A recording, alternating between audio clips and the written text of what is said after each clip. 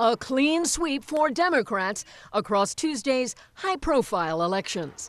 Congresswoman Mikie Sherrill will become the next governor of New Jersey. And in Virginia, Democrats won all three top statewide positions, with Abigail Spanberger becoming the first woman to lead the Commonwealth. In New York City, Zohran Mamdani scored a decisive victory over a former governor in the mayoral race. President Trump did his own assessment of his party's losses. I don't think it was good for Republicans. They say that I wasn't on the ballot was the biggest factor. Voters' choices come 1 year after Mr. Trump's own election, and politically the results can be seen as a referendum on the president's policies, with voters describing the economy and the rising cost of almost everything as their main motivation.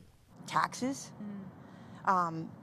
inflation, cost of living.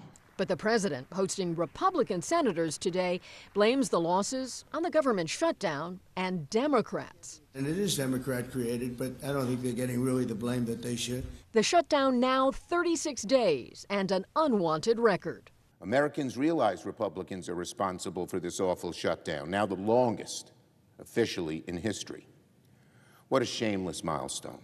But now some lawmakers say they are more hopeful the government could reopen soon. I feel very confident. That could bring needed relief to hundreds of thousands of furloughed federal workers and those required to work without pay. Congress is still getting paid, the House is, everybody's still getting paid except for the people showing up and doing all the work. The president is also focused on the Supreme Court today, where justices heard arguments on his sweeping use of tariffs. At issue is whether the president can legally impose those tariffs based on a law originally written for national emergencies. The president has described his tariffs as a centerpiece of his economic and foreign policy agenda.